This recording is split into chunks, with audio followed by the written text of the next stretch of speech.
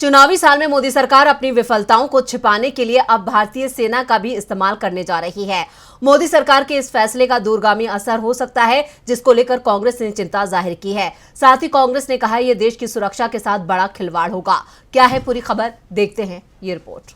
मोदी सरकार की फ्लैगशिप योजनाओं जैसे नारी सशक्तिकरण, उज्ज्वला, आत्मनिर्भर और सक्षम भारत को जनता के बीच ले जाने के काम में अब सैन्य और रक्षा प्रतिष्ठानों को भी शामिल किया जा रहा है। रक्षा मंत्रालय ने थल सेना, वायु सेना और नौसेना के अलावा DRDO यानी रक्षा अनुसंधान एवं विकास संगठन और BRO सीमा सड़क संगठन को 9 शहरों में सेल्फी पॉइंट्स बनाने को कहा है, जहां पीएम मोदी की तस्वीरों के साथ योजनाओं के सेल्फी पॉइंट बनेंगे।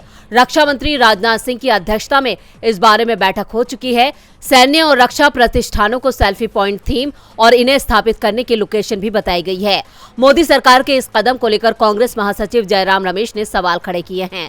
उन्होंने एक्स पर पोस्ट करके लिखा है, भारत की सेना पूरे देश की सेना है और हमें गर्व है कि हमारी बहादुर सेना कभी भी देश की आंतरिक राजनीति का हिस्सा नहीं बनी। 9.5 साल की सरकार के दौरान महंगाई, बेरोजगारी और सभी मोर्चों पर विफल रहने के बाद मोदी सरकार अब सेना से अपना राजनीतिक प्रचार कराने का बेहद घटिया प्रयास कर रही है।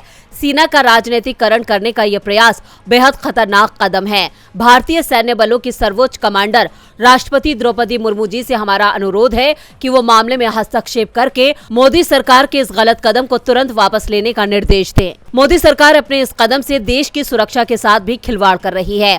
वहीं कांग्रेस प्रवक्ता पवन खेड़ा ने मोदी सरकार के इस कदम को पाकिस्तान से जोड़ते हुए कहा, ये एक बहुत ही खतरनाक प्रयोग है। पड़ोसी देश की हालत से हमें सीखना चाहिए और अपने लोकतंत्र के साथ खिलवाड़ करने से बाज आना चाहिए। लेकिन सरकार की तैयारी देखकर साफ है कि बीजेपी 2024 में अपनी हार को टालने के लिए इस तरह के हथकंडे अपना रही है। सेल्फी पॉइंट्स के लिए 9 शहरों का चयन कर लिया गया है। इनमें दिल्ली, प्रयागराज, पुणे, बेंगलुरु, मेरठ, नासिक, कोल्लम, कोलकाता और गुवाहाटी शामिल हैं। ये points rail, bus station, mall और पर्यटन स्थलों पर होंगे। युवाओं को आकर्षित करने के लिए आर्टिफिशियल इंटेलिजेंस वाले डिजिटल सेल्फी पॉइंट बनेंगे। अब देखना होगा कि राष्ट्रपति द्रौपदी मुर्मू कांग्रेस की शिकायत पर सरकार के इस कदम पर कोई एक्शन लेती हैं या नहीं। DB लाइव की रिपोर्ट।